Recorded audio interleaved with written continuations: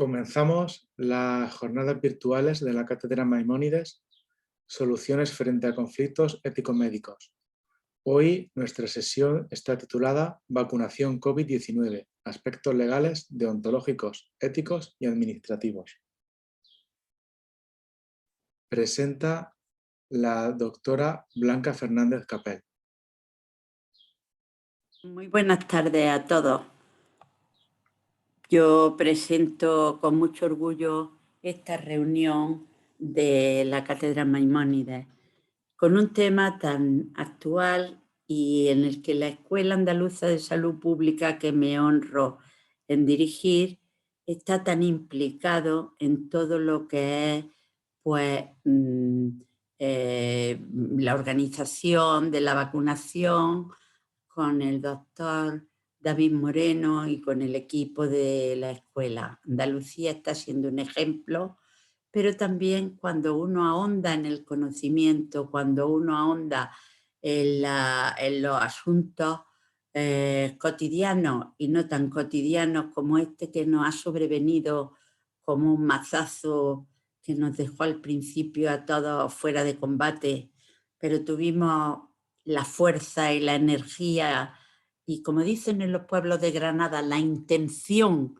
de ponernos al frente de ellos, pues nosotros hemos acogido el tema de la vacunación con todo el interés enorme de que la vacunación, no solamente la COVID, sino cualquier tipo de vacunación merece. Habíamos tenido ya con Andavac el grupo de Andalucía Vacuna, que se dirige desde la Dirección General de Salud Pública, algunas sesiones de un interés enorme, como la que había habido unos meses antes en Córdoba, con un interés enorme y con un éxito que nuestra querida Tachi Prieto, que fue autora y factotum de la reunión, pues conoce muy bien y se dejó mucha piel en aquello. En este momento, desde la Escuela de Salud Pública, sobre todo yo quiero decir, en algún momento pues ha habido ciertas veleidades personales de, como hay en tantas cosas, de creer que la vacunación es un asunto opinable. La vacunación no es un asunto opinable, es un asunto científico que está demostrado. Opinable es otra cosa, pero la ciencia, cuando está demostrada y ha salvado tantas vidas, no podemos consentir pues, opiniones ambiguas en torno a la vacunación. Y digo ambiguas en el sentido de opiniones no fundamentadas. En estos días hemos tenido en la escuela a grandes personajes como el doctor Mariano Esteban, uno de los grandes científicos españoles que nos honramos en tener por todo el mundo reconocido, mucho más que en la propia España, que eso no suele pasar, pero que merece la laudatio de todas las instituciones, pues no solamente universitarias, sino científicas mundiales. Ha hablado desde la Escuela Andaluza de Salud Pública de las vacunas. Pero las vacunas también tienen un componente, y lo estamos viendo a lo largo de la experiencia, un componente ético, un componente legal, un componente deontológico. Estamos viendo problemas que se suscitan, familiares, problemas relacionados con edades, problemas relacionados a quién se debe vacunar y a quién no, hasta el último anecdótico de la selección nacional, si se debía vacunar la selección nacional o no se debía vacunar la selección nacional. Los problemas de la ciencia, los problemas de la salud no pueden quedarse en mera anécdota. Tenemos que profundizar en ellos con el corazón, con la cabeza, con los pies fríos y la cabeza fría, muy fríamente, analizando con mucho cuidado y sobre todo con una voluntad de servicio que es la que tiene la Cátedra Maimónides, la que tienen los colegios de médicos, las que tienen todas las asociaciones en torno a la salud, que se precien el hombre en el centro de toda nuestra actividad, de nuestra vocación y de nuestra dedicación. Yo deseo la mejor de las tardes Felicito a los ponentes de antemano porque sé que son personas que siempre salen por la puerta grande en el argot taurino y me siento muy honrada de que la escuela reciba una vez más a la asociación con la que tenemos algo más que una relación de trabajo, sino también de un afecto innato que han despertado en todos los trabajadores de la escuela. Un abrazo y buenas tardes.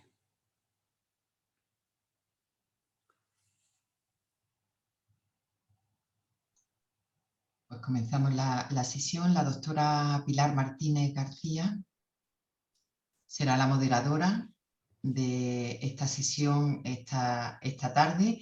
Ella es la directora de la Unidad de Cuidados Intensivos del Hospital Universitario Puerto Real. Es doctora en Medicina por la Universidad de Cádiz, académica correspondiente de la Real Academia de Medicina y Cirugía de Cádiz y también integrante de la Comisión Andaluza de Deontología Médica del Consejo Andaluz de Colegios de Médicos. Cuando quiera, doctora Pilar. Vale, buenas tardes. En primer lugar, quería dar las gracias a la Escuela Andaluza y al Consejo Andaluz de Colegios Médicos que me han dado la oportunidad de moderar esta mesa organizada por la Cátedra Maimónides sobre soluciones frente a los conflictos éticos médicos relacionados con la vacunación frente al COVID-19. La epidemia por COVID ha supuesto un duro impacto tanto en aspectos de salud como económicos. Son más de 176 millones de afectados y casi 4 millones de fallecidos contabilizados en el mundo. En nuestro país, más de 4 millones de personas han enfermado, dejando entre 80 y 100.000 muertos. La única forma que se ha visto efectiva para frenar la pandemia, que no haya sido el confinamiento, es la vacunación masiva. En menos de un año, en distintos países, distintas farmacéuticas han desarrollado vacunas con diferentes mecanismos para evitar la infección. Vacunas basadas en el ARN mensajero, vacunas de vectores virales contra la COVID-19 de distintos países, una china como la Sinovac, la Sputnik rusa, la de Janssen, Pfizer, Moderna, todas con una efectividad bastante elevada. Todas son seguras, efectivas y reducen el riesgo de enfermar gravemente. Aunque en un principio la incertidumbre reinaba en gran parte de la población española, ya hay más de 32 millones de dosis puestas en nuestro país y más de 12 millones que han recibido la segunda dosis. Tras unos primeros meses en la que recepción de dosis no se ajustaba a las contratadas, desde mediados del mes de marzo la vacunación marcha a muy buen ritmo. Aunque en un principio las normas del Ministerio de Sanidad, que el Ministerio de Sanidad estableció para su administración en general han sido bien aceptadas, la campaña de vacunación no ha estado exenta de polémica. La obligatoriedad o no de la vacunación, el pasaporte COVID, consentimiento informado para la segunda dosis de una determinada vacuna, consentimiento informado en incapaces y menores y la más actual polémica con la vacunación de la selección española. Para hablar de estos temas tenemos sentado en nuestra mesa al doctor José María Domínguez, al doctor Rafael Noguera y al doctor Mariano Aguayo. En primer lugar, el doctor Rafael Martínez Noguera nos va a hablar sobre los aspectos legales de la vacuna frente al coronavirus. El doctor Rafael Martínez Noguera es director de la Unidad de Gestión Clínica de Enfermedades Infecciosas, Microbiología y Medicina Preventiva del Hospital Universitario de Jaén y además presidente de la Sociedad Andaluza de Medicina Preventiva y Salud Pública. Cuando quieras, doctor Martínez. Hola, buenas tardes. Bueno, Pilar, muchas gracias por tu amable presentación y desde luego, en primer lugar, darle las gracias a Blanca, a la Escuela Andaluza de Salud Pública, a la Cátedra Maimónides y muy especialmente darle las gracias a Ángel Hernández Gil, que una vez más cuenta con mi confianza para dar alguna presentación y bueno, y siempre es agradable compartir con él actividades de este tipo. Paso a compartir la presentación que tenía preparada y así yo creo que va a ser un poquito más llevadero lo que voy a contar, ¿no? Bueno, a mí me pidió Ángel que hablase sobre los aspectos legales de la vacuna frente al coronavirus. En primer lugar, decir que, bueno, que declaro no tener ningún conflicto de intereses y lo que sí declaro es que tengo limitaciones en el conocimiento. Rafael, Sí. no se ve la presentación. Perdón, volvemos.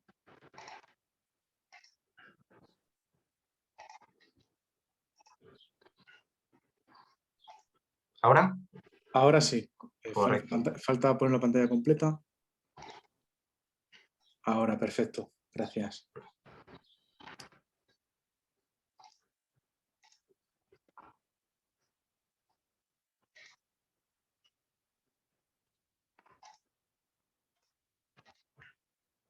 ¿Ahora? ¿Bien?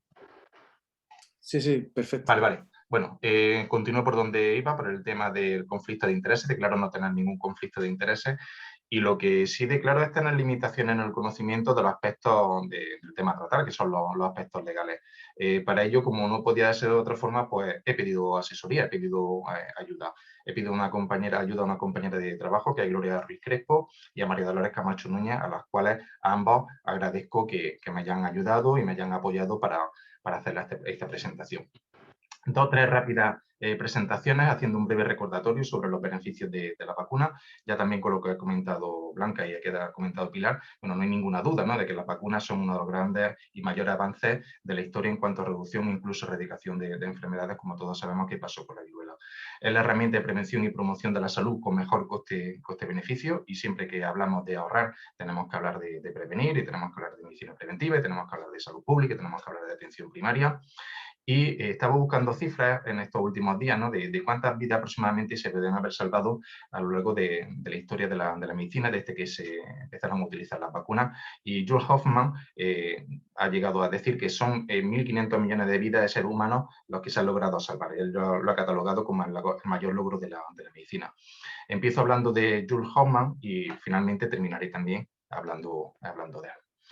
En cuanto a vacunas y reducción de la mortalidad, actualmente con respecto al coronavirus, ya vemos que el exceso de mortalidad, que es un 50% en España, desde que empezamos a vacunar con la vacuna frente al coronavirus. Estos son los meses de enero, febrero de este año, y vemos cómo la tendencia, ¿no?, de la mortalidad observada y esperada, en la que había grandes diferencias, a partir de las campañas de vacunación, las cifras se van volviendo semejantes conforme teníamos en fechas anteriores, con lo cual no hay ningún tipo de duda en que cuando empezamos a vacunar, pues hemos conseguido reducir esa mortalidad.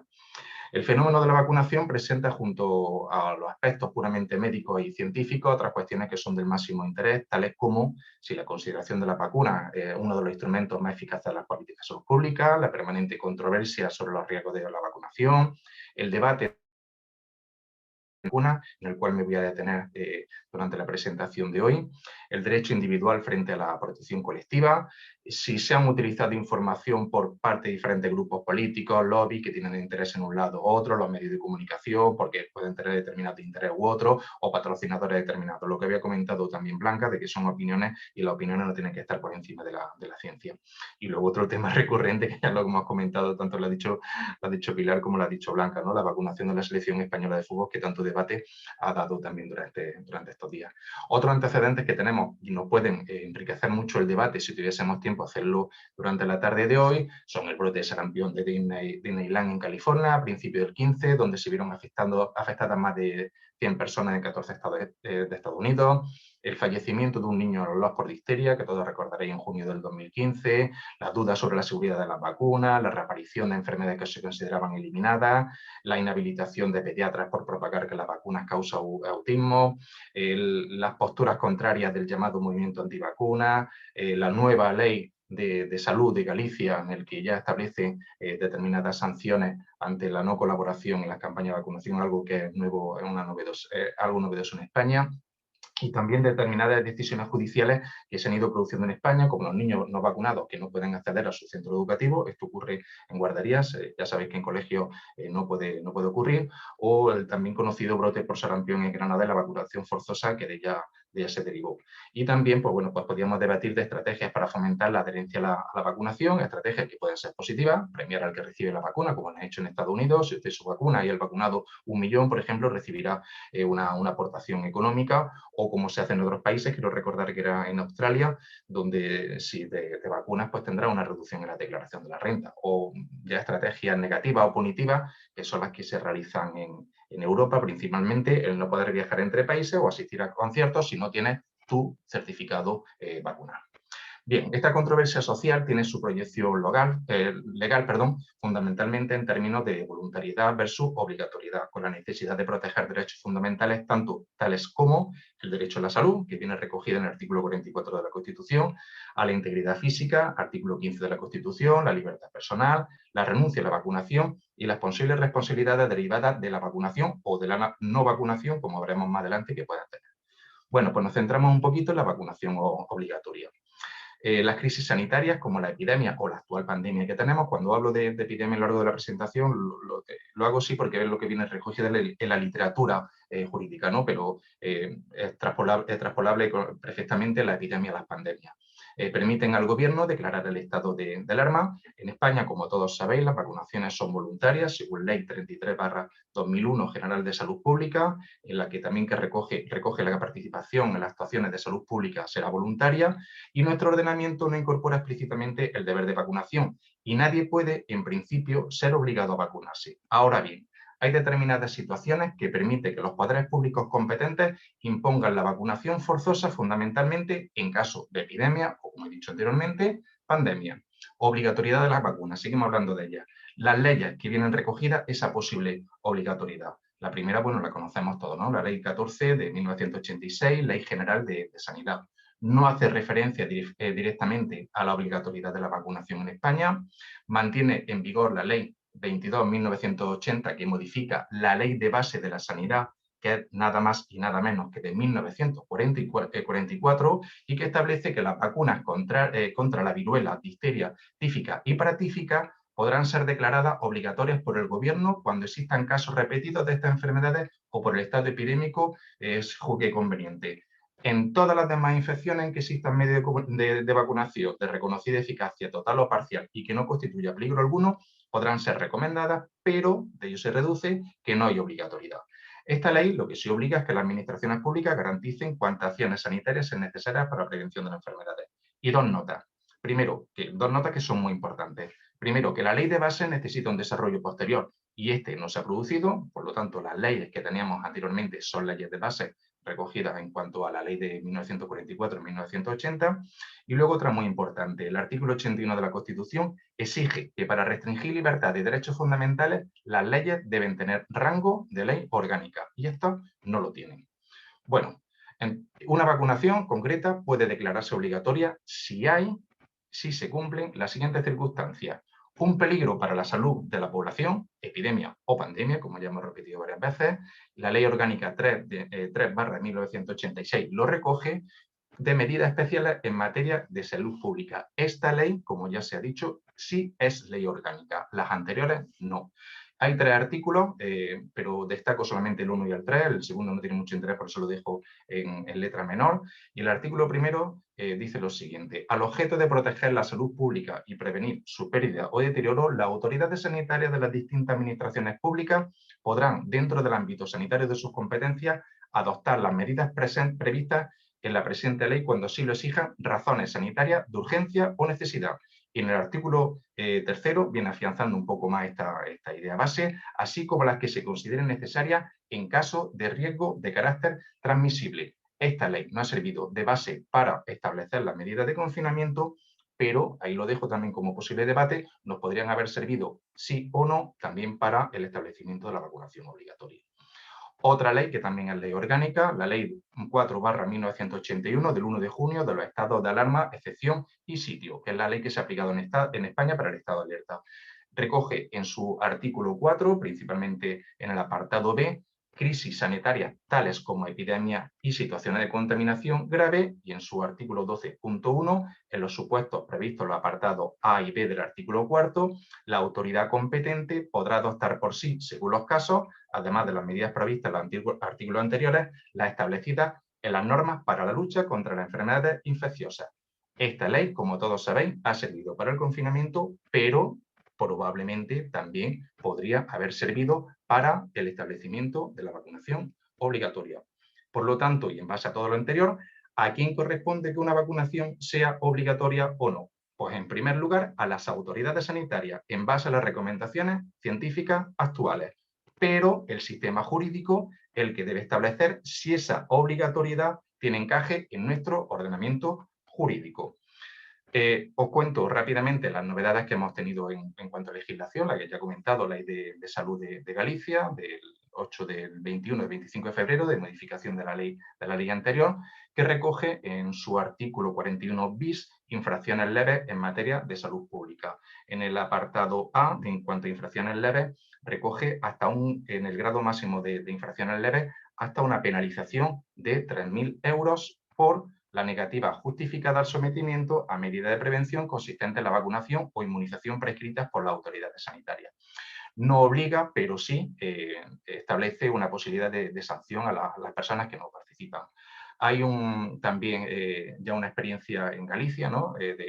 Del Juzgado de Instrucción número 2 de Santiago de Compostela, que ha dictado un auto en el que se obliga a vacunar a una anciana a pesar de la negativa de su hija, según se ha informado en diferentes medios. Esto también ha sido una novedad en España.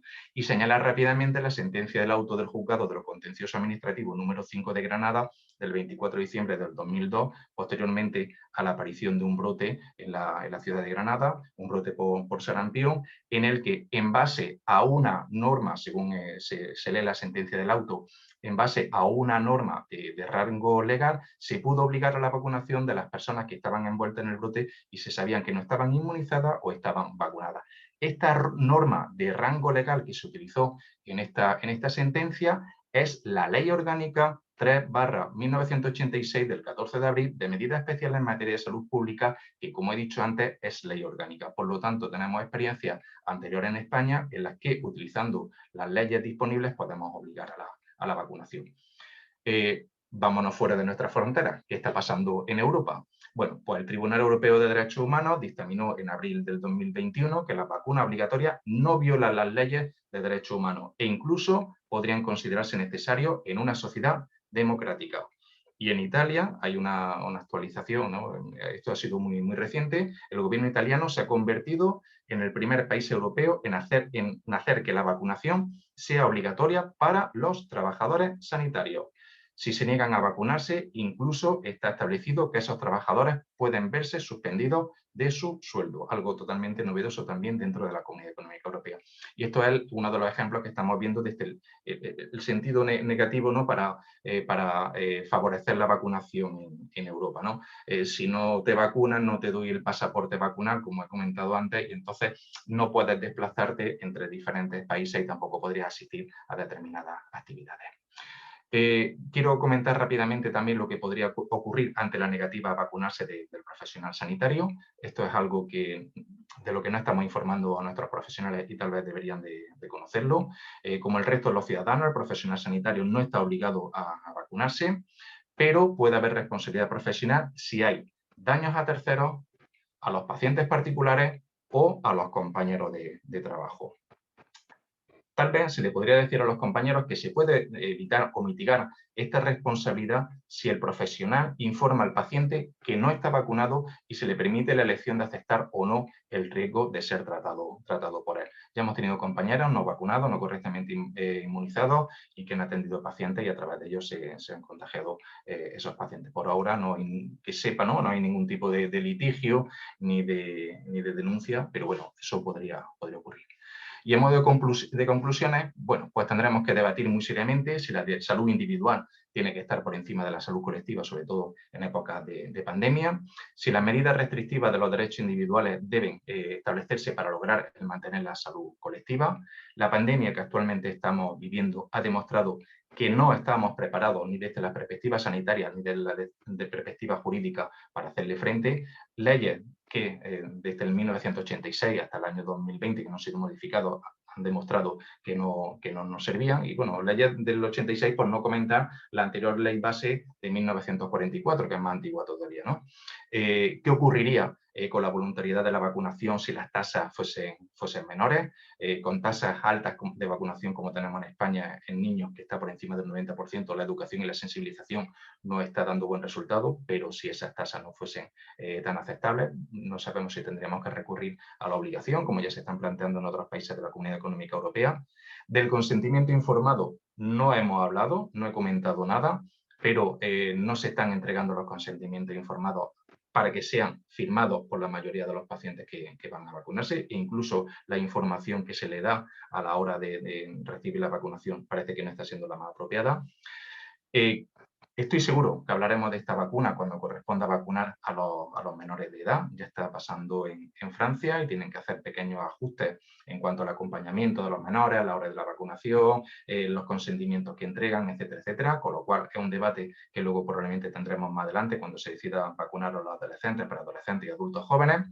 Y creo que deberíamos informar a los profesionales de la salud de las repercusiones de su decisión a no vacunarse.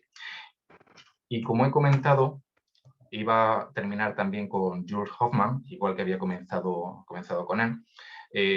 Jules Hoffmann es Nobel de Medicina en el año 2011 por descubrir cómo funciona la inmunidad innata, y como estamos hablando de vacunas y derecho, legalidad, ¿no?, y justicia, pues bueno, Jules Hoffmann afirma que no vacunar es un crimen. Y creo, vamos, que yo por lo menos en el día de hoy, conforme tenemos la evidencia de la vacunación frente al coronavirus, no puedo estar más de acuerdo con la frase que él ha sentenciado. Pues nada más, muchas gracias. Pues muchas gracias, doctor Martínez Nogueras. Ahora, en segundo lugar, el doctor don José María Domínguez Roldán va a disertar sobre las vacunas COVID desde la ética y la deontología. El doctor José María Domínguez Roldán es el jefe clínico de la Unidad de Cuidados Intensivos del Hospital Virgen del Rocío de Sevilla, pero además es presidente de la Comisión de Deontología del Real Ilustre Colegio de Médicos de Sevilla y miembro de la Comisión Central de Deontología del Consejo General de Colegio Oficial de Médicos. Cuando quiera, José María. Muy bien, pues. Un momentito, disculpad un momentito. Debido a que estas jornadas son acreditadas, tenemos que proceder a la verificación de la participación en la jornada. Los asistentes tenéis que conectaros a la dirección que aparece en pantalla, esp.ws/Cátedra Maimónides, poner vuestro DNI y el código de verificación 72. Ahora por el chat pasamos también esta información. Disculpad y continuamos. Muy bien, pues era información absolutamente útil, o sea, e imprescindible para todos los participantes, con lo cual era pertinente interrumpir sin problema.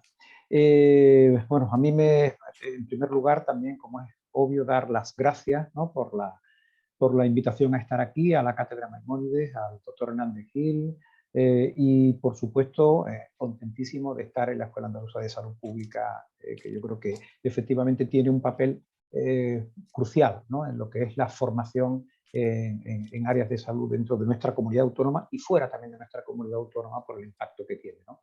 Y hoy a mí me toca hablar dentro del mundo de las vacunas de lo que es el tema de los aspectos éticos y de los aspectos éticos y de los aspectos deontológicos vamos a ver si lo pongo ahí, entiendo que ya se está viendo, y aspectos deontológicos dentro de estas sesiones magníficas de la Cátedra de Profesionalismo Médico, de la Cátedra Maimónides. Bueno, este es el tema que me toca, y yo, a diferencia del doctor Martínez Nogueras, que él dice no tener conflictos de intereses, yo sí tengo conflictos de intereses. Es decir, ¿quién no tiene conflictos de intereses dentro de la ética y de la deontología, ¿no? Pues yo creo que todos.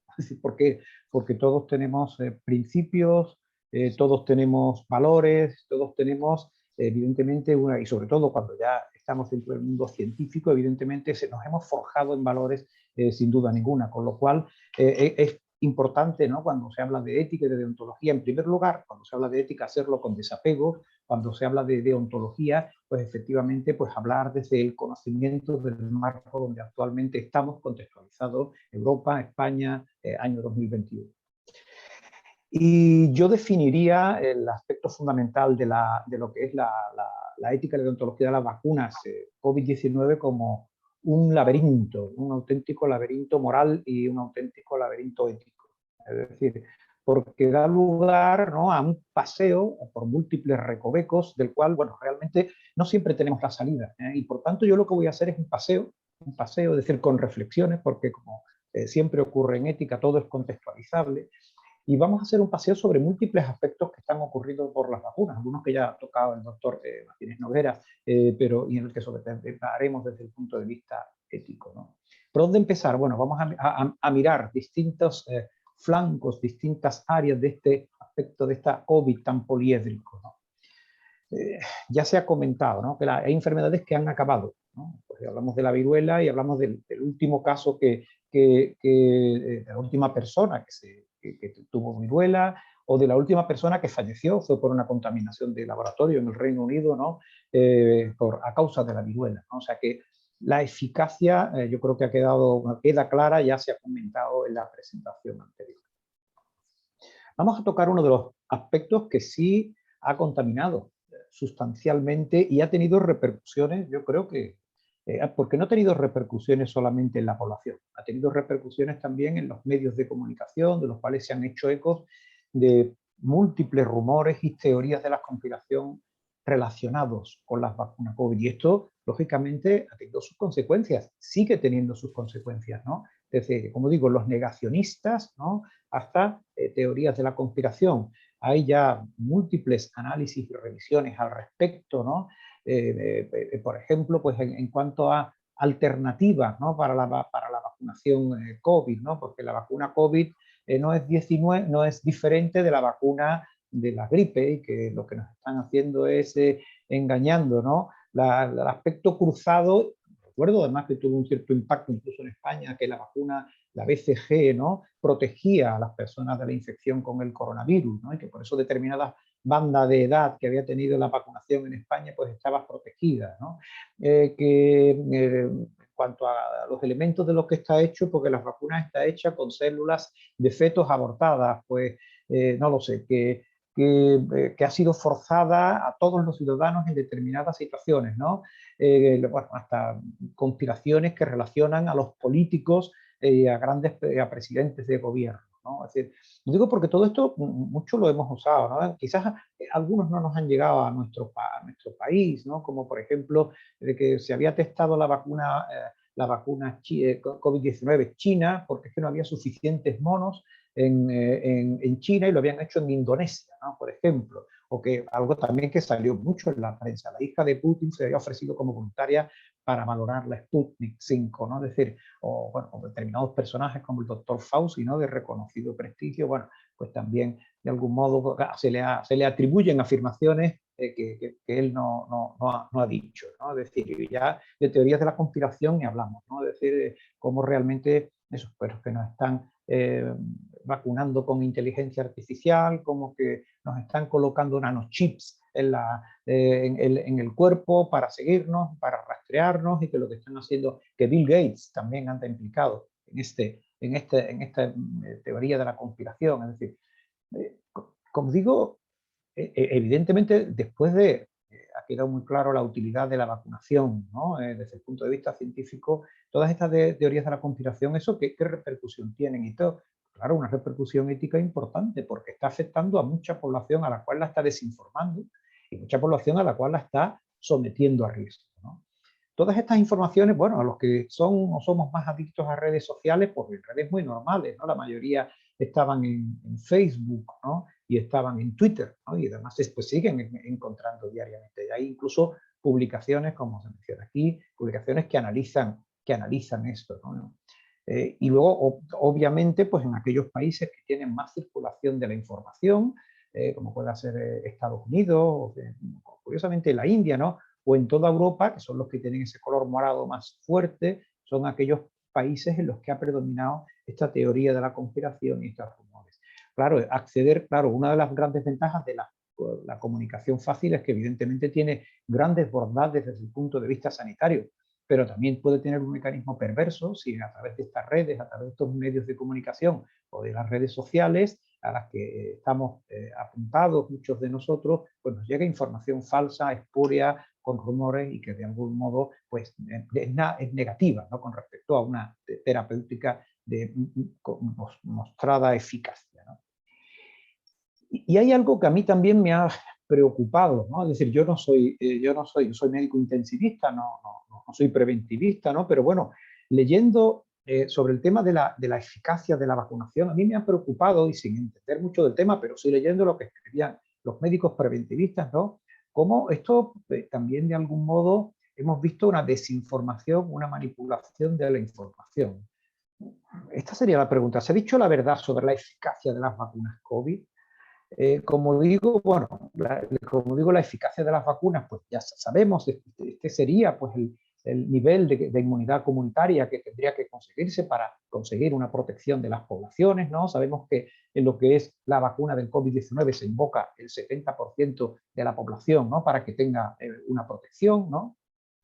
Pero cuando se nos ha contado, ¿no? Por los medios de comunicación aspectos como la eficacia, ¿no? La eficacia de las vacunas, yo pienso que hay un gran sesgo, ¿no? Y eso también influye, y nos ha influido, yo creo que en España esto nos hemos sometido. Este ha sido probablemente el mensaje más frecuentemente observado, ¿no? O escuchado. La vacuna de Pfizer, su eficacia es del 94%, la vacuna de Moderna es del 94%, es decir, y aquí ponemos el Brexit, ¿no? Y los del Brexit, ¿no? La de AstraZeneca, la de Oxford es del 70%.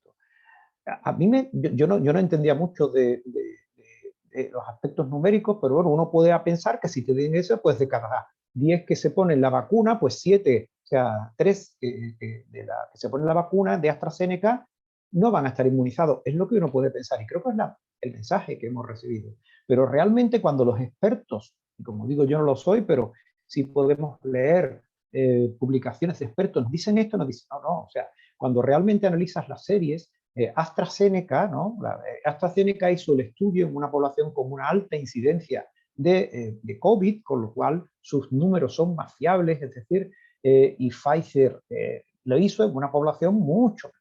Es decir, con lo cual, ahí como tal, no es importante el número del 94% o del 70%, sino lo importante es el número de personas para tratar, ¿no? El NNT, para tratar que una vacuna necesita para prevenir un caso, ¿no? Y pues aquí vemos la de AstraZeneca, 58, y la de Pfizer, 120. O sea, que es decir que se previenen muchos más mejor, de acuerdo a esta serie, ¿no? Y ya digo, y hay algunos expertos de prestigio, ¿no? Que evidentemente han escrito sobre esto, ¿no? Y la vacuna aparentemente menos eficaz es la que más casos de COVID evita. Es decir, y es que el NNT es un parámetro mucho más importante e interpretable que el riesgo relativo, que depende de la diferencia absoluta y no relativa del riesgo, ¿no? Y esto los expertos le llaman desinformación. Yo creo que el componente ético, y digo ético por una parte pues de redes sociales, por otra de medios de comunicación y por otra parte posiblemente de nosotros, es decir, de los médicos, de los que estamos implicados,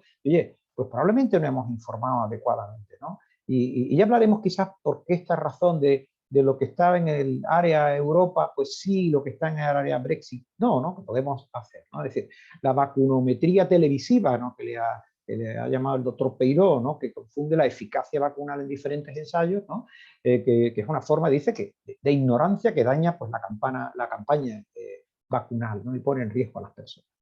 Sobre el consentimiento informado ya lo ha comentado el doctor Martínez Noguera, que vamos a comentar del consentimiento. ¿Se ha cumplido?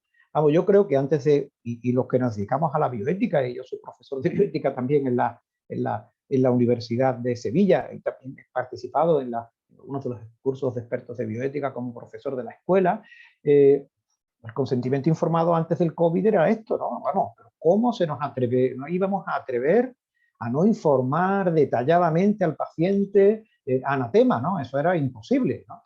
Pues bueno, esta es la realidad de los centros de vacunación, ¿no? Y eso lo hemos visto, incluso en los centros hospitalarios, ¿no? A mí me ha recordado mucho, yo me vacuné de la vacuna de la polio y me acuerdo también la de la viruela, ¿no? De hace ya evidentemente muchos años, ¿no? Y era también, pues también, era incluso creo que menos masificado casi que ahora, ¿no? Porque se hacía casi de una forma más ordenada, ¿no? Es decir, y aquí tenemos a estos compañeros, ¿no? Sanitarios, bueno, pues informando, anotando, pues dando el consentimiento informado, pues de aquella manera, ¿no? Es decir, pero vamos, no hace falta que nos vayamos a profesionales no sanitarios, ¿no? A nosotros mismos que nos hemos vacunado, el consentimiento informado, pues lo hemos firmado, bueno, sin leer, bueno, no teníamos tiempo, además teníamos tanta preocupación, evidentemente, y tanta responsabilidad que lo hacíamos, ¿no? Pero bueno, del consentimiento informado evidentemente no se ha cumplido. Cuando uno lee los consentimientos informados, he tomado cualquiera, ¿no? Que es el de la Comunidad de Madrid, pero podría tomado haber otro cualquiera, pues bueno, es complejo y además faltan detalles, ¿no? Yo quiero saber qué porcentaje de complicaciones tengo. No me diga usted que tiene un porcentaje alto o bajo.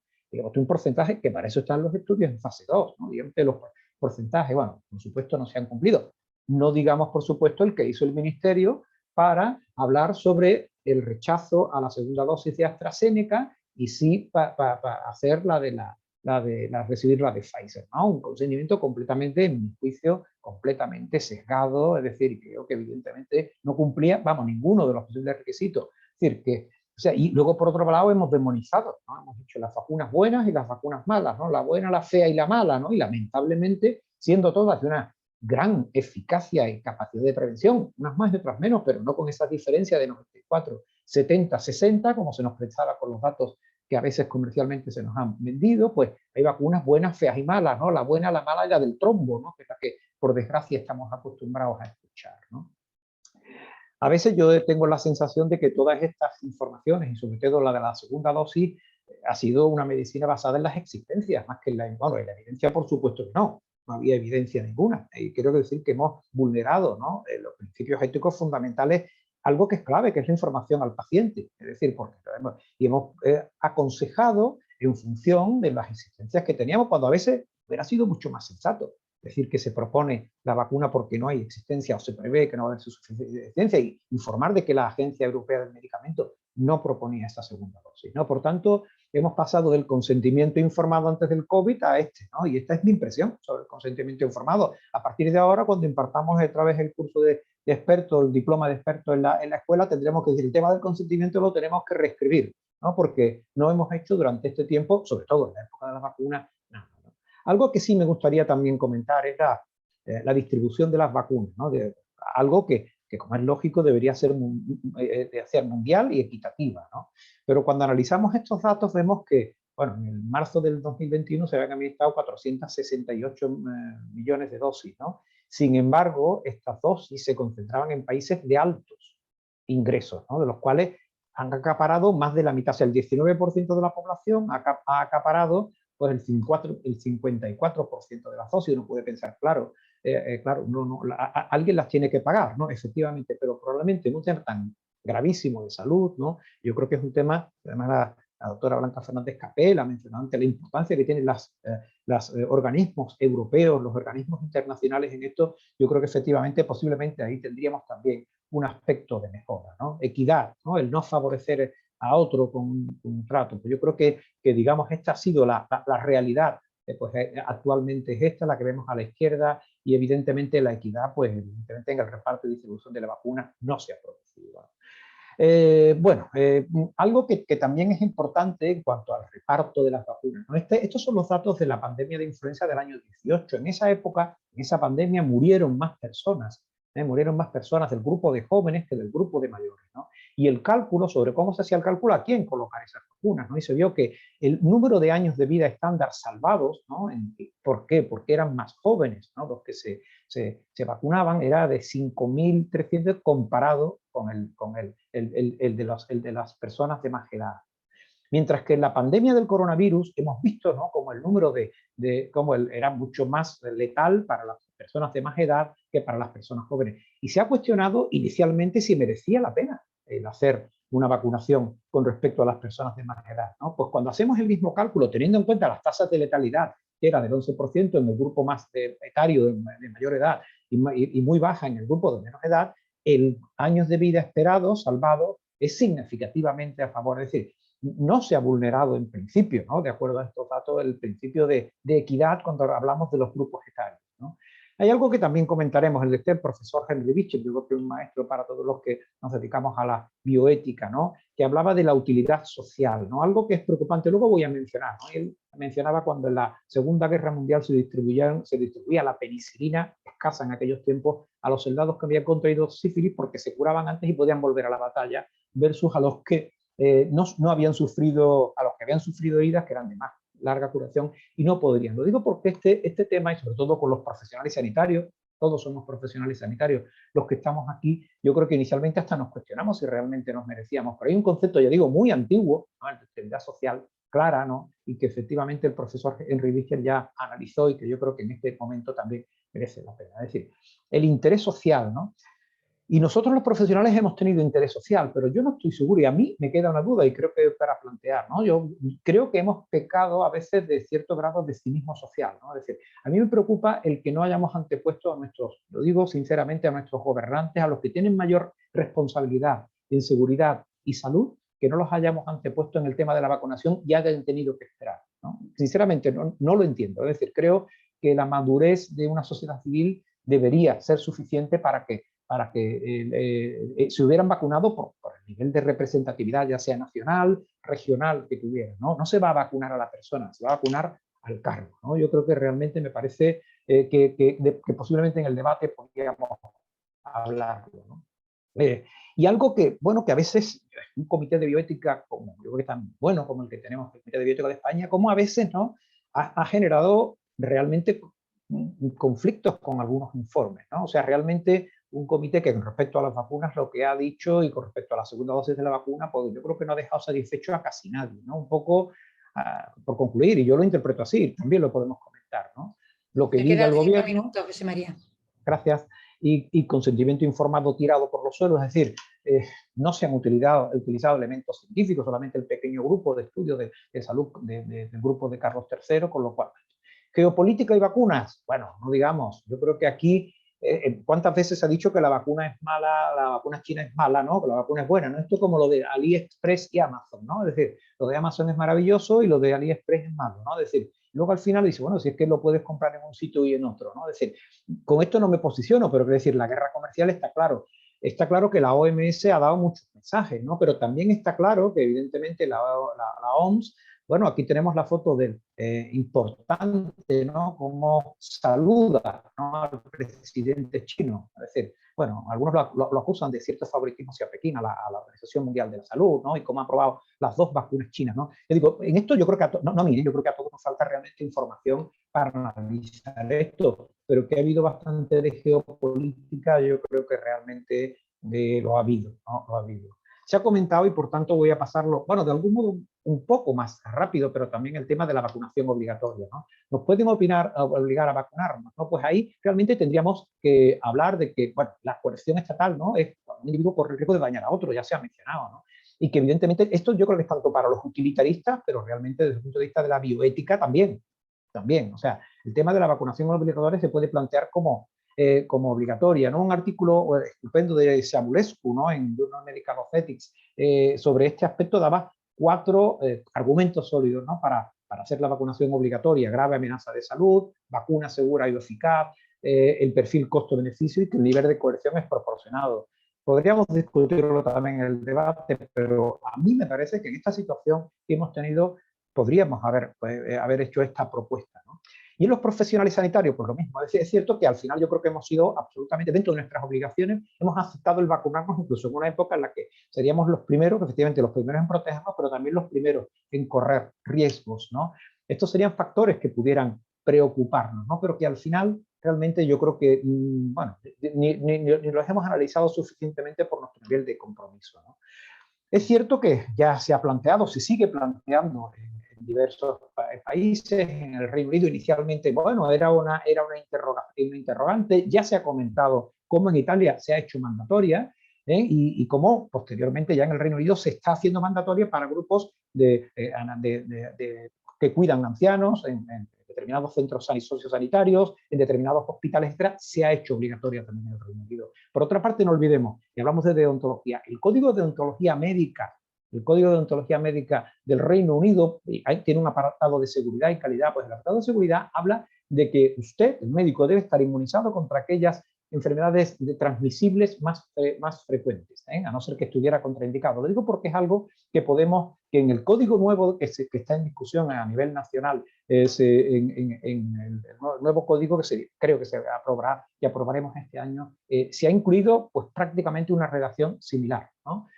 Y en el ámbito del trabajo, pues hay también muchos artículos, ¿no? Es decir, si no te pinchas no hay trabajo. Es decir, bueno, los profesionales sanitarios podemos tener quizás una responsabilidad de contagiar a un enfermo, pero yo creo que es una responsabilidad de todos. Esto da para mucho juego en la discusión, evidentemente. Aquí realmente yo no me posiciono, es decir, realmente no vamos a ver personas más vulnerables, o sea, los médicos o los profesionales sanitarios mismos, personas más vulnerables, no todos los profesionales sanitarios. Bueno, Simplemente, ya terminando, la vacunación obligatoria, de acuerdo con esto, debería estar éticamente justificada si la epidemia de salud pública es suficientemente segura, en fin, y hay un nivel de coerción pues, proporcional. Y con esto termino. Creo que al final no me aclara nada, es simplemente, ¿por qué? Porque yo creo que realmente en ética, como ocurre todo, es contextualizable. Si esta presentación lo hubiéramos hecho hace, no lo sé, en noviembre, seguro que hubiera sido distinta. Si lo hubiéramos hecho en marzo, seguro que hubiera sido distinta. Y posiblemente, si lo hacemos dentro de 6 meses, será distinta. ¿Por qué? Porque afortunadamente la sociedad se mueve, la enfermedad se mueve, las vacunas se mueven, y en ese aspecto evidentemente la ética, por otra parte, que no es más que el mínimo común denominador de los valores de una sociedad, en este caso la ética y la deontología médica de los profesionales, evidentemente también va actualizando sus valores. Y nada más, y con esto muchas gracias. Muchas gracias, José María. A continuación, muchas gracias, José María. De nada. A continuación, el doctor Mariano Aguayo Canela va a disertar sobre los aspectos administrativos de vacunas COVID-19, protocolos de investigación e interpretación de resultados publicados. El doctor Mariano Aguayo Canela es presidente del Comité Coordinador de Ética e Investigación Biomédica de Andalucía y presidente de la Comisión de Deontología del Ilustrísimo Colegio Oficial de Médicos de Huelva. Cuando quiera. Muchísimas gracias, Pilar.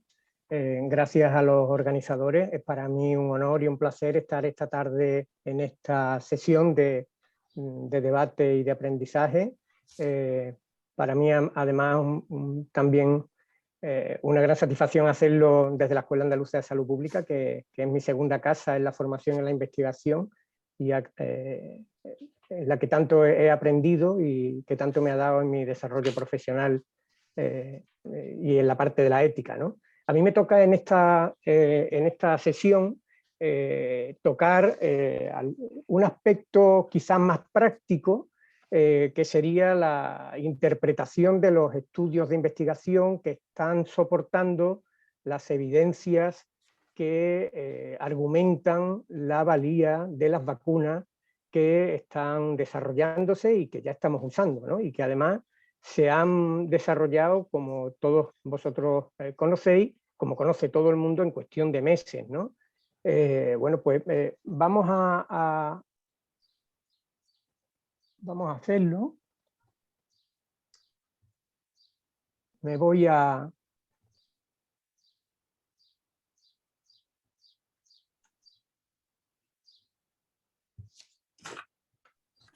Quizá haya sido un poco ambicioso en cuanto a la longitud de la presentación, con lo cual probablemente iré un poco rápido y dejando tiempo para las preguntas en el debate, que creo que pueden ser más interesantes, ¿no?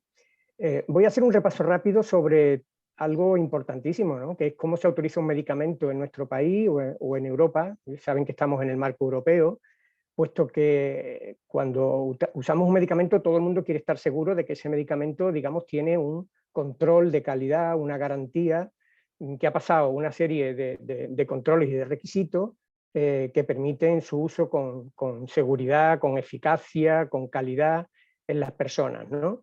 Y lo mismo tiene que ocurrir con las vacunas. Es decir, mi primer mensaje es argumentar por qué se ha desarrollado toda esta investigación y todos estos procesos, aunque de manera, es verdad, que extraordinariamente rápida en comparación, como suele ocurrir con otros medicamentos, para que la población diaria, la población universal, puesto que en este caso estamos hablando de que la pandemia afecta a todo el mundo, pues tenga confianza en que estos procesos han sido los correctos y tenemos en nuestras manos y en manos de nuestros servicios sanitarios herramientas como las vacunas, que son eficaces, seguras y de calidad, ¿no? Además, tenemos que admitirlo, las vacunas contra la COVID se han desarrollado por un procedimiento, vamos a llamarle acelerado, pero sin perder el rigor de este proceso, ¿no?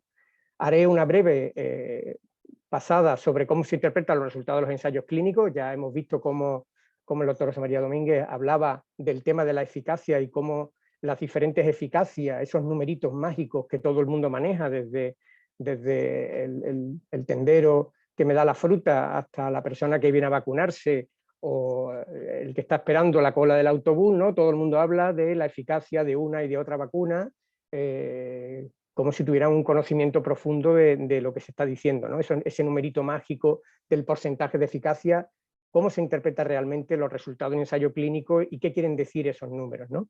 Y luego haremos un repaso sobre algunos de los grandes ensayos con las vacunas frente a la COVID-19. Sabe que en este momento en España tenemos ya autorizadas cuatro vacunas por la Agencia Española del Medicamento. En realidad son autorizaciones que ha hecho la Agencia Europea del Medicamento, a la que estamos adscritas. Pero en el mundo hay ya muchas más vacunas. La Organización Mundial de la Salud ya tiene dado el visto bueno a una docena de vacunas y veremos cómo en este momento hay más de 200 vacunas en estudio, tanto preclínico como clínico. Revisaremos rápidamente lo que es el ciclo de vida de un medicamento, ¿vale? Miren, todo nuevo medicamento, cualquier medicamento, las vacunas por supuesto, antes de ser aprobado, quiere decir autorizado para su comercialización, debe ser probado. Esto es muy importante. Y probado, en términos de la ciencia médica, significa sometido a una investigación seria, científica, que evalúe eficacia, seguridad y calidad. Por lo tanto, es fundamental obtener una información relevante y válida que demuestre que el medicamento que se propone, o la vacuna en este caso, tiene calidad técnica en su fabricación, es segura y es eficaz. Solo aquellos medicamentos que pasan un tamiz de una evaluación positiva por parte de las agencias reguladoras obtienen lo que se llama una autorización para su uso y posterior comercialización. Por lo tanto, este paso es fundamental para obtener una autorización de uso. Si esta evaluación no es positiva, el medicamento no puede autorizarse. ¿Y cómo se llega a esto? Pues miren, todos los medicamentos tienen que pasar por una serie de fases, en lo que se conoce como el ciclo de vida del medicamento.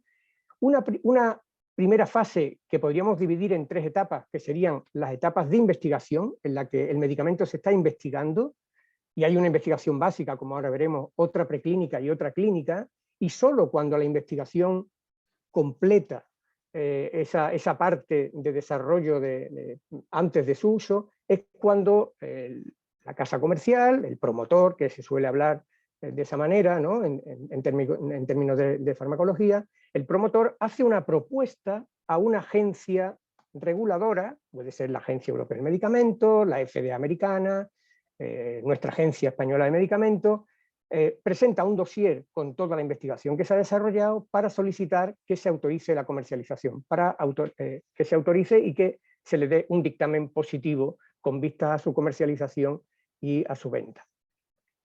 Pero la vida de un medicamento no termina ahí. Una vez que el medicamento se ha comercializado y se usa en la clínica, debe de seguir siendo continuamente vigilado, es la vigilancia continua post-comercialización, un término que quizás muchos de ustedes conozcan, que es la farmacovigilancia, que debe completar todos aquellos aspectos que no se han podido detectar, bien parcial o bien totalmente, en la fase de investigación. Y esto tiene un alto interés cuando la fase de investigación, como estamos viendo con las vacunas, estas fases 1, 2 y 3, se comprimen ante la emergencia sanitaria de la pandemia para tener vacunas muy rápidamente. Es probable que los efectos secundarios que aparezcan en muy pocos casos, pues sucedan una vez que hemos tenido autorización de las vacunas y que se están administrando a la población general. De esto tienen ustedes conocimiento, como todos, ¿no? Incluso de forma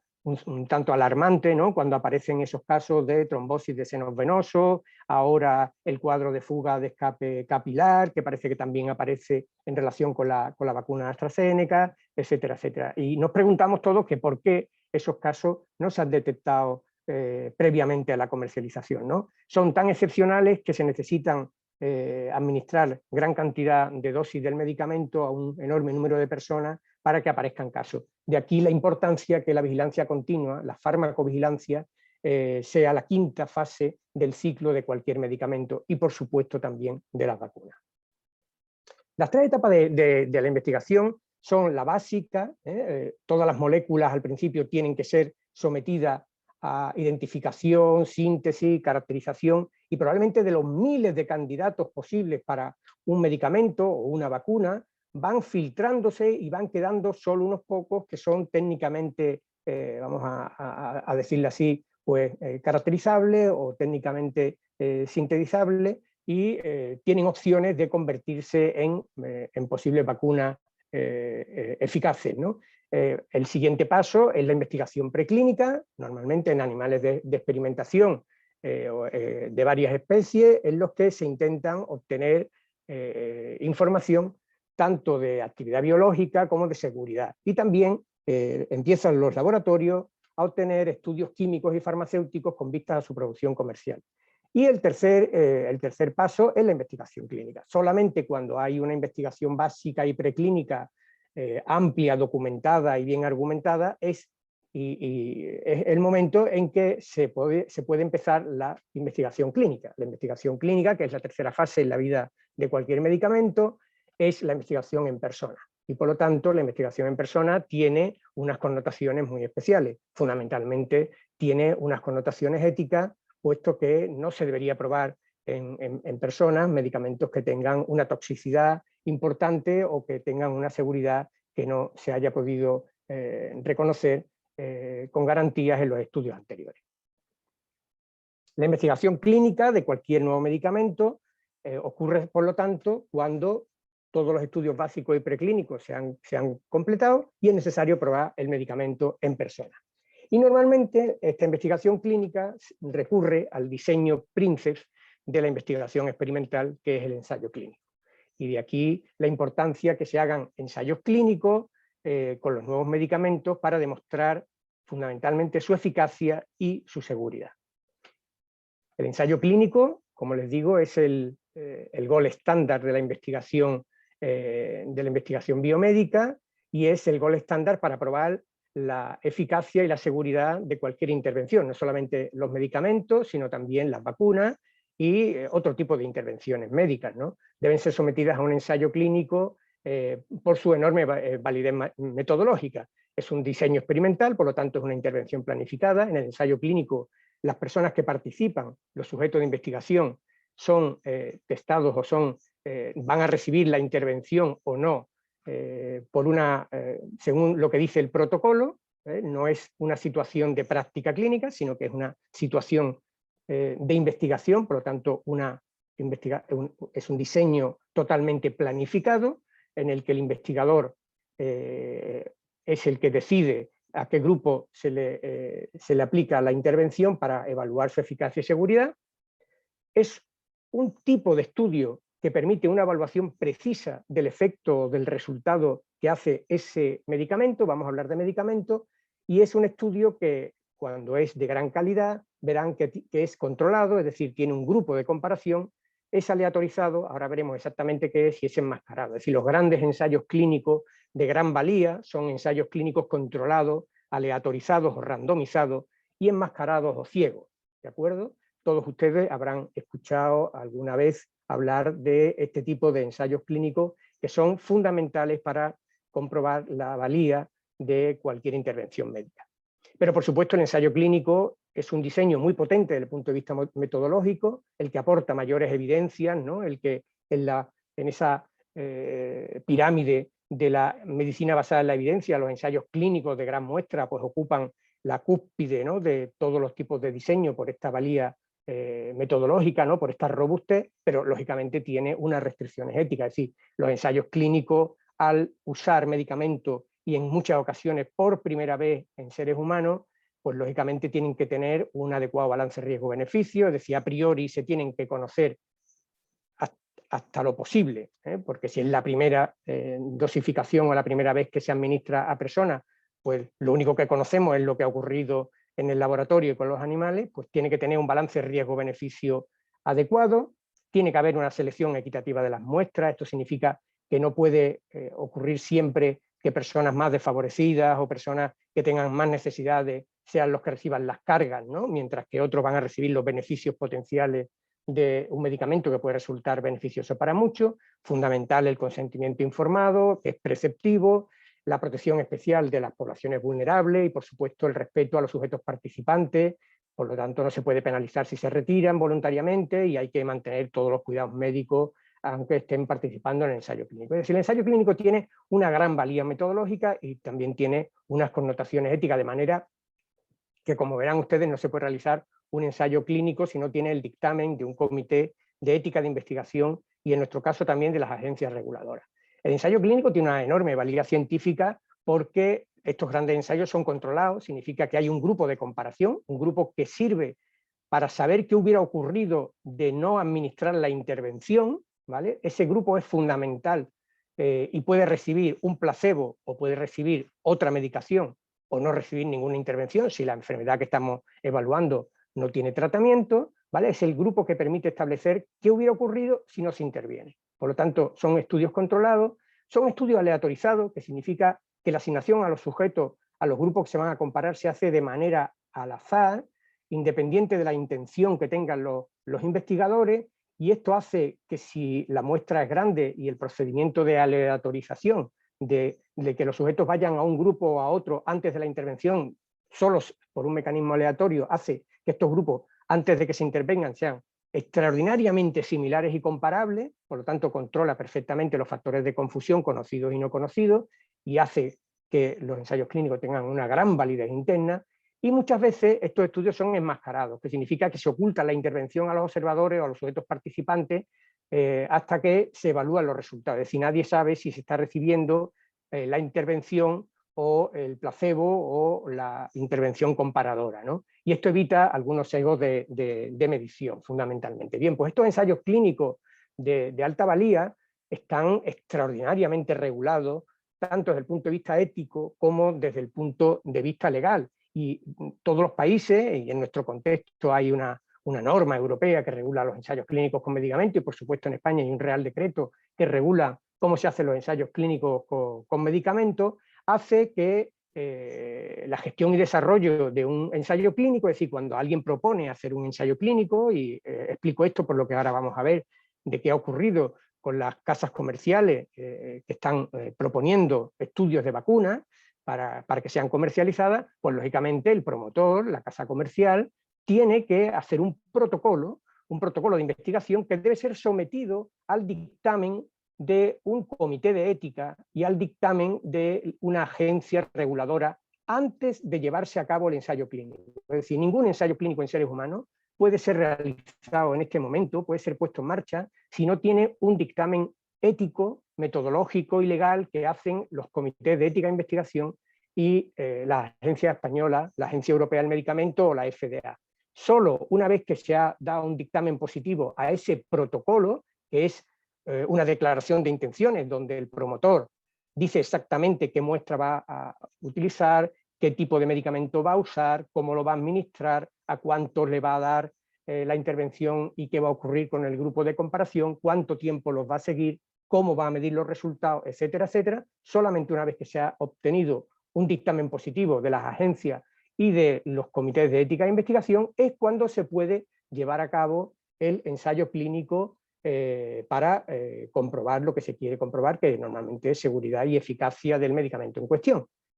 Sin embargo, no termina ahí, ¿eh? El seguimiento durante el ensayo clínico es un seguimiento continuo que hace no solo el promotor, sino, por supuesto, la CRO, los monitores, la agencia y también los comités de ética, por si ocurre durante el desarrollo del ensayo clínico algún evento que haga que incluso el protocolo deba de modificarse sustancialmente o incluso suspenderse el ensayo clínico, por ejemplo, si aparecen efectos secundarios importantes o si se consigue demostrar eficacia antes de obtener la muestra con la que se había planificado el estudio. Y además los ensayos clínicos con medicamentos suelen pasar, probablemente muchos de ustedes esto lo saben, por varias fases, es decir, no se parte directamente a probar la vacuna directamente en los pacientes, o en este caso las vacunas en voluntarios sanos, sino que hay siempre una serie de fases. Los ensayos se hacen primero con pequeñas muestras en las que hay un pequeño grupo de personas voluntarias que se someten a la administración del nuevo medicamento, fundamentalmente para conocer aspectos básicos de su seguridad. Inmediatamente, si esto se comprueba que es seguro, se pasan a los ensayos en fase 2, que es aquellos ensayos que van dirigidos a conocer aspectos fundamentalmente de distribución del fármaco, de dosis, cuál dosis es la más adecuada, qué vía de administración, qué efecto tiene. Normalmente esto ya se hace con un mayor número de personas, de participantes, y el ensayo en fase 3 es cuando se quiere ya demostrar eficacia y seguridad en una gran muestra de personas. Normalmente son estudios aleatorizados y doble ciego, y estos son los estudios, los ensayos en fase 3, son los estudios que requieren las agencias reguladoras para la obtención del dictamen positivo previo a su comercialización. Es decir, al menos las agencias reguladoras van a requerir los resultados válidos y fiables de un gran ensayo clínico fase 3 para dar un dictamen positivo a la comercialización de un fármaco. Posteriormente se pueden seguir haciendo ensayos en fase de postcomercialización, que serían los ensayos en fase 4. Bien, pues las vacunas han tenido que hacer este desarrollo, es decir, han tenido que hacer ensayo en fase 1, en fase 2, en fase 3, y lo habitual es que un nuevo fármaco tarde años en llegar a esta fase 3 y a obtener un dictamen positivo. En el caso de las vacunas, esto ha ocurrido en cuestión de meses. Claro, lo primero que puede pensar la gente es que aquí ha habido chapuzas, ¿no? Es decir, que si en un medicamento se tarda habitualmente mientras se hace investigación preclínica, investigación básica, preclínica, los ensayos en fase 1, fase 2 y fase 3 suelen durar entre 2 y 6 años.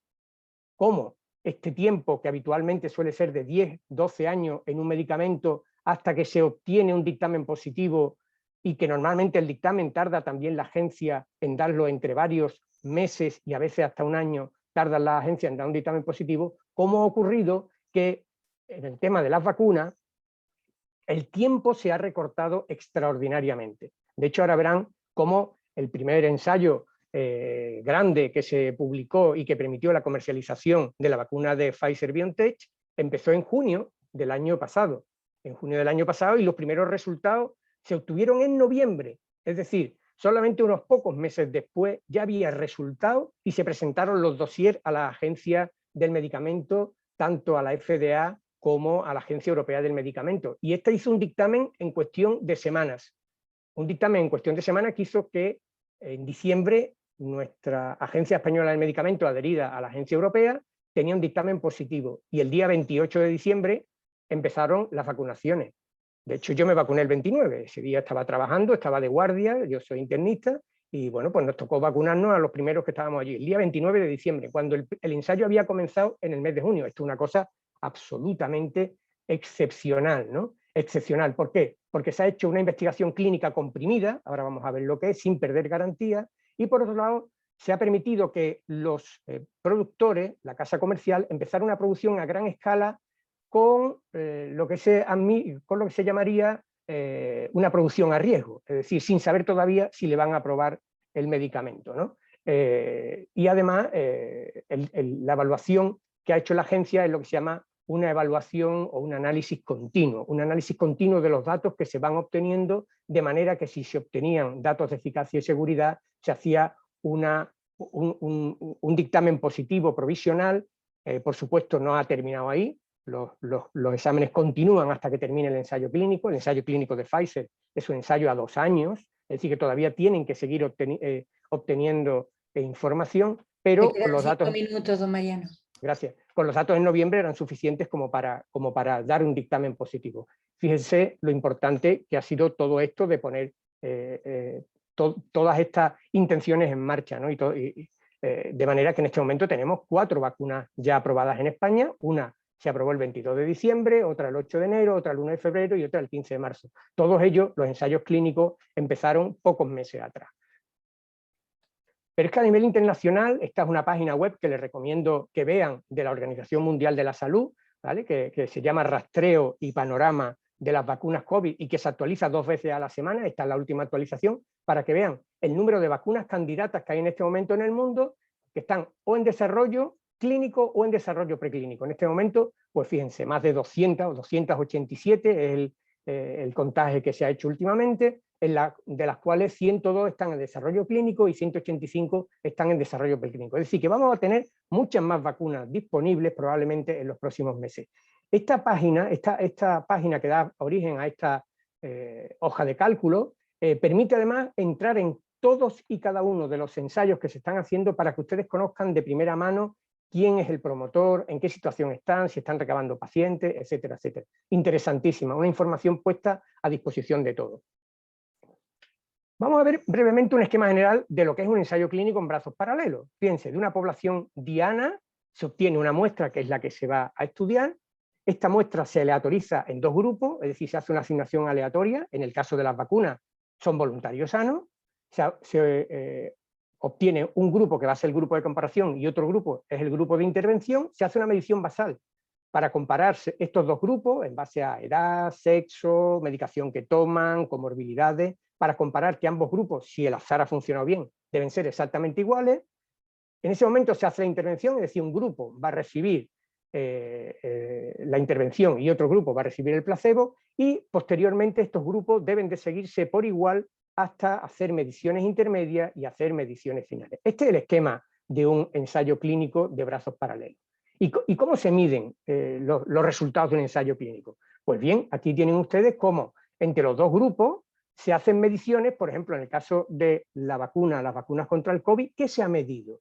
¿Qué se ha definido como ese término de eficacia? ¿Vale? Este es uno de las grandes claves de por qué hay algunas diferencias cuando hablamos de eficacia. Claro, no es lo mismo si lo que estamos midiendo son número de infecciones COVID o número de infecciones graves, o bien número de efectos secundarios, si estamos midiendo o bien mortalidad por la COVID, ¿no? Es decir, dependiendo de lo que estamos evaluando como medida de resultados, los resultados pueden ser uno y otro. ¿Y qué han dicho algunas de las grandes cosas, qué han dicho los grandes ensayos con los que se están aprobando las vacunas? Bueno, lo primero es que deben de saber ustedes que ha habido algunas novedades con respecto a los ensayos clínicos con otros medicamentos. Por favor, vaya terminando, doctor Aguayo. ¿Vale? El primero ha sido que los protocolos de investigación se han publicado para conocimiento general. Esto casi nunca había ocurrido con otros medicamentos. En segundo lugar, que se han permitido diseños novedosos, diseños que se llaman adaptativos, es decir, diseños que han permitido pasar de fase 1, fase 2 a fase 3 con secuencialidad inmediata, es decir, conforme se iban obteniendo datos de uno, se iba pasando de fase. Y en tercero, que los promotores y las compañías farmacéuticas se han sometido a un proceso de evaluación continua, es decir, los promotores tienen que ir mandando los datos que se van recabando reales del ensayo clínico conforme se van obteniendo para que las agencias puedan ir evaluando, ¿de acuerdo? Con lo cual están disponibles los protocolos o están disponibles en los registros de ensayos clínicos todos los ensayos clínicos y sus protocolos para conocimiento general. Bien, un breve comentario para acabar, porque quizás he intentado, como les decía, ser un poco demasiado exhaustivo. ¿Por qué puede haber diferencia en los datos de la eficacia de los ensayos clínicos? Por ejemplo, un solo dato. Este es el ensayo de BioNTech Pfizer, de la vacuna de Pfizer. La vacuna de Pfizer, que enroló a 43.000 personas, 21.000 en cada brazo, al final se evaluaron 18.800 en cada brazo, ¿vale? Los que estaban vacunados y los que habían recibido placebo, se evaluaron al cabo de 2 meses de seguimiento, una mediana de 2 meses de seguimiento, y se vio que había 162 casos de infección sintomática tras la segunda dosis a partir de los 7 días de la segunda dosis, entre los que habían recibido placebo, frente a 8 solamente en el grupo de los que se habían vacunado, de los que habían recibido la vacuna. Esto significa que el riesgo relativo, se obtiene un numerito que se llama el riesgo relativo, da 0,049, que es la incidencia de la infección en cada grupo, ¿vale? El número de casos que apareció en cada grupo. Como los números del denominador eran casi iguales, pues pueden hacer dividiendo 8 entre 162, sale 0,049. Bien, pues se obtiene un numerito que es la reducción relativa del riesgo, es decir, cuánto se ha reducido el riesgo de tener una infección sintomática por COVID en las personas vacunadas frente a los no vacunados. Pues el riesgo se ha reducido un 95%, ¿vale? Si lo que medimos, en vez de el número de infecciones sintomáticas, es el número de infecciones graves tras la primera dosis que requirieron hospitalización o ventilación, los números fueron estos, fíjense, 9 se dieron en el grupo placebo y 1 solamente en el grupo de los vacunados, con lo cual la reducción relativa al riesgo de tener una infección grave tras la primera dosis se redujo un 89%. Claro, aquí estamos manejando, ven ustedes que, ¿de qué eficacia estamos hablando? ¿De la reducción de infecciones sintomáticas? ¿De la reducción de infecciones graves? ¿En qué momento? Claro, si los momentos también son diferentes. si se hace la evaluación tras la primera dosis, la eficacia no es esta, la eficacia es menor. Si se hace tras la segunda dosis, la eficacia es mayor. Todavía queremos conocer todos qué ocurre tras 2, 3, 4 meses de vacunado. Es decir, ese numerito de la eficacia hay que leerlo en su contexto, ¿vale? Aquí tienen las publicaciones de los ensayos clínicos de las 3 grandes vacunas en el New England Journal of Medicine. Por último, por lo tanto, otro mensaje, ¿son comparables los resultados de los ensayos clínicos? Es decir, este dato que tenemos aquí de comparar las vacunas, de que el Novavax es del 96, la Moderna es del 94,1, el Covaxin es del 78 y la de AstraZeneca es del 76, ¿esto es comparable? Pues no, no es comparable. ¿Por qué? Porque primero los estudios se han hecho en poblaciones distintas, en momentos distintos, en una pandemia que está cambiando por olas. Es decir, puede que algunos de los ensayos clínicos se hayan hecho durante una ola pandémica en los países en los que se ha desarrollado y hay mayor incidencia de enfermedad, lo que explicaba antes el doctor José María Rodríguez. ¿Qué ocurre? El doctor José María Domínguez, perdón. ¿Qué ocurre? Que en esos casos se han evitado muchas más infecciones, ¿vale? Aunque la reducción relativa, que es un dato relativo, pues sale el que sale. Es decir, los criterios de selección pueden ser diferentes y las poblaciones pueden ser distintas y en momentos distintos. Incluso puede que haya circulación de variantes del SARS-CoV-2 diferentes en los ensayos clínicos que se están haciendo en estos momentos. En estos momentos se están llevando ensayos clínicos en poblaciones en las que hay ya una proporción importante de variantes que pueden ser más o menos resistentes a las vacunas que se están probando. Y por otro lado, como hemos visto, cuidado con la medición. ¿Qué efecto es el que estamos mirando? Estamos mirando enfermedad sintomática, estamos midiendo enfermedad grave que necesita ingreso. Por otro lado, el tiempo de seguimiento también es diferente y la duración del efecto protector, por el momento, no tenemos muchos datos. Tampoco en la medición de los efectos adversos se sabe más allá de lo que ocurre inmediatamente después de la administración. Tenemos que ser todavía cautos y precavidos para saber qué ocurre con los efectos a largo plazo. ¿De acuerdo? Por lo tanto, no se pueden comparar directamente y la única forma de comparar vacunas sería someterla a la comparación en un ensayo clínico, es decir, que en uno de los brazos la gente recibiera un tipo de vacuna y en el otro brazo recibiera otro tipo de vacuna. Pero está claro que en este momento de la investigación y con la información que tenemos, lo importante es tener buenas vacunas, vacunas seguras, vacunas eficaces, porque el objetivo es vacunar a una gran cantidad de la población. Por lo tanto, mientras más vacunas haya, mientras más vacunas eficaces y seguras haya en un tiempo récord, mejor estaremos, porque lo que se trata es de atajar esta pandemia. Por lo tanto, deben de seguir desarrollándose estudios clínicos, tanto experimentales como observacionales, que podemos dejar ahora para el debate, todo el tema de los estudios observacionales que se están llevando a cabo, para ver la efectividad en vida real más allá de los ensayos clínicos. Muchas gracias. Muchas gracias, doctora Aguayo. A ver. Muchas gracias, doctora Aguayo.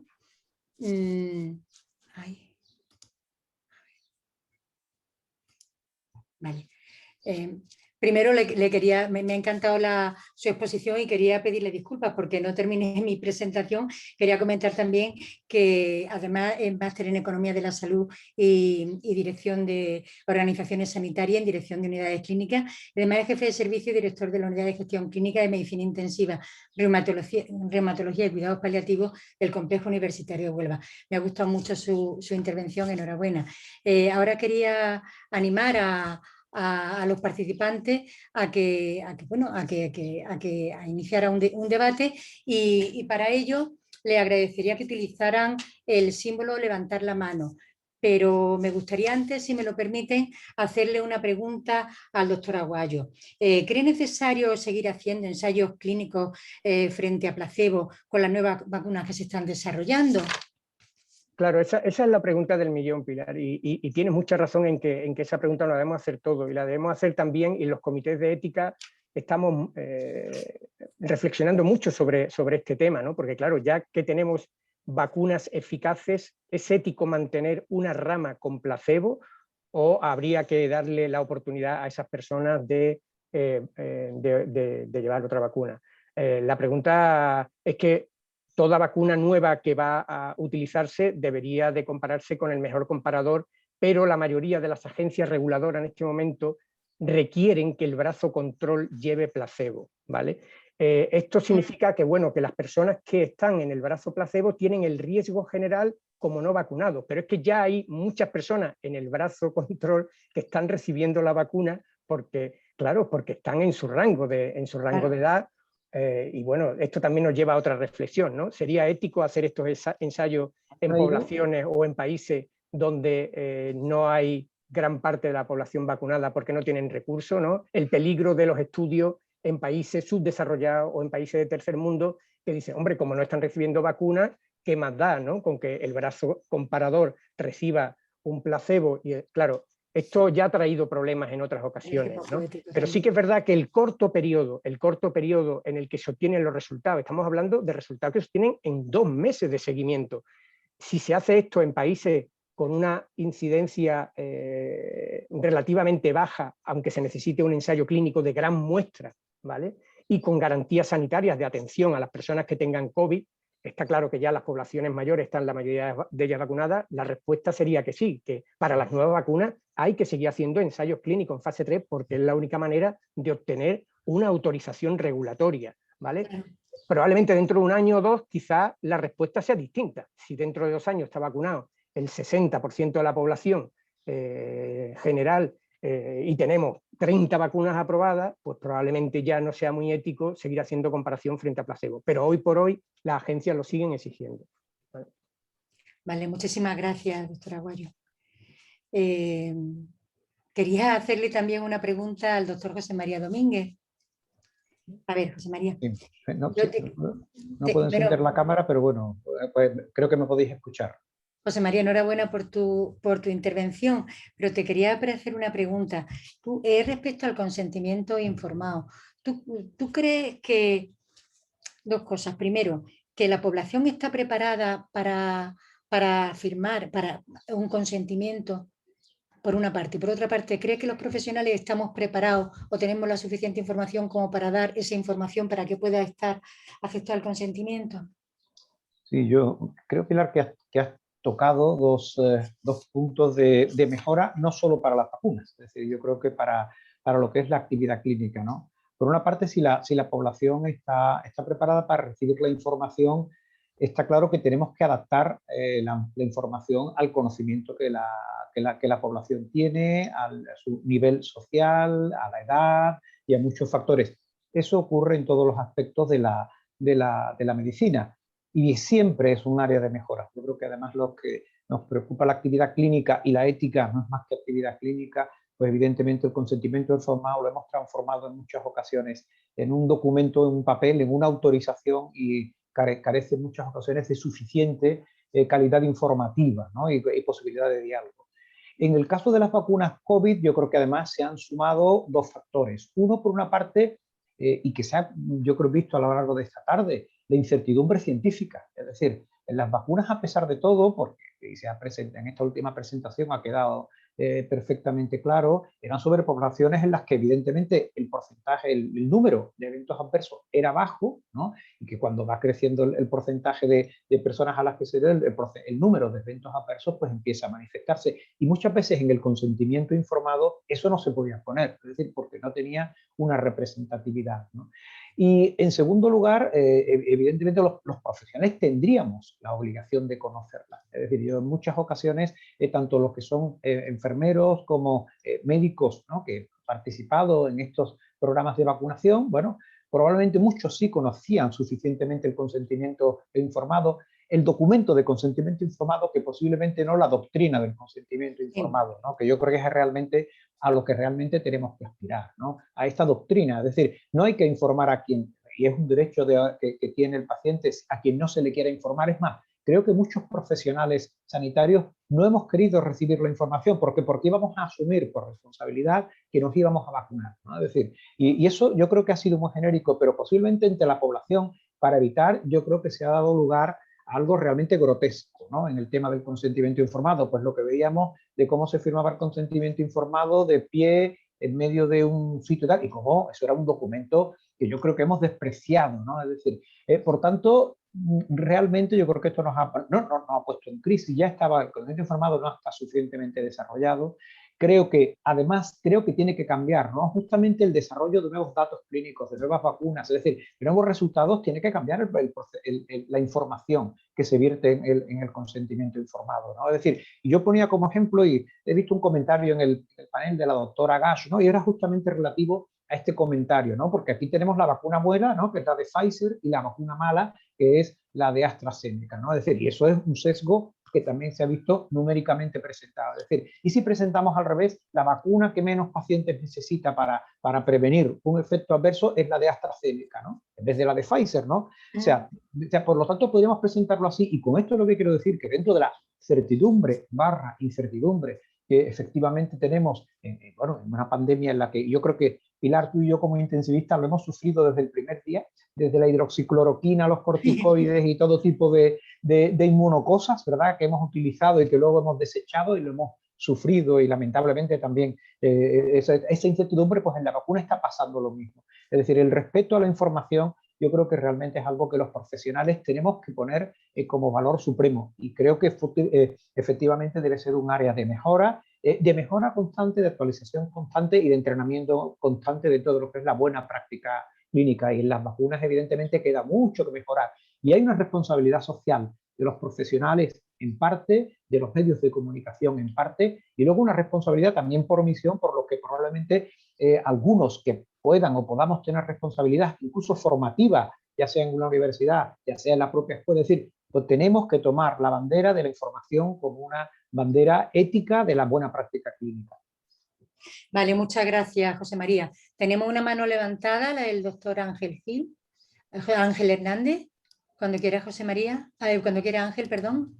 Hola, buenas tardes. Inicialmente felicitar a los ponentes por el contenido de sus exposiciones, que me han parecido magníficas.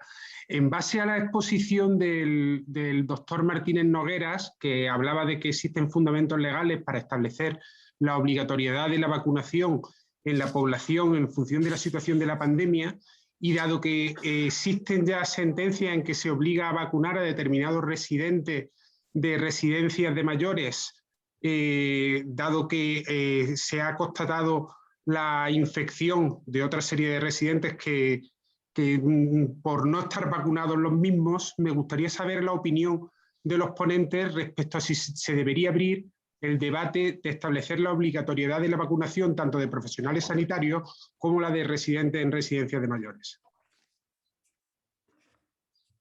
Pues bueno, el debate efectivamente, yo creo que se debe abrir, porque efectivamente yo creo que además que estamos quizás, ¿no? Yo creo que además nosotros quizás, y lo digo además como españoles, que no hago una extrapolación europea en este momento, estamos en una fase de hiperautonomía, ¿no? Es decir, de hiperautonomía. ¿Por qué? Porque quizás vamos con un retardo ético de lo que son los valores y principios de la medicina.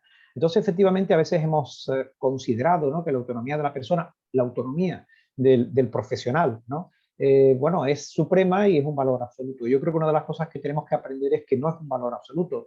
La autonomía de la persona choca en cuanto que converge y convive con la autonomía de otras personas. Y eso le pasa al virus. Es decir, nuestra autonomía convive con la autonomía de las otras personas. El virus que nosotros podemos tener lo podemos transmitir a las personas que tenemos alrededor. Por tanto, en cuanto a los profesionales sanitarios, es más, yo diría a los profesionales que, bueno, a lo que es difícil, los que es difícil que puedan prevenir, ¿no?, que puedan prevenir la transmisión por el sistema de trabajo que tienen, yo creo que es un sistema de vacunación obligatorio. Es decir, el derecho a la autonomía también está, y tampoco es necesario, imprescindible forzar.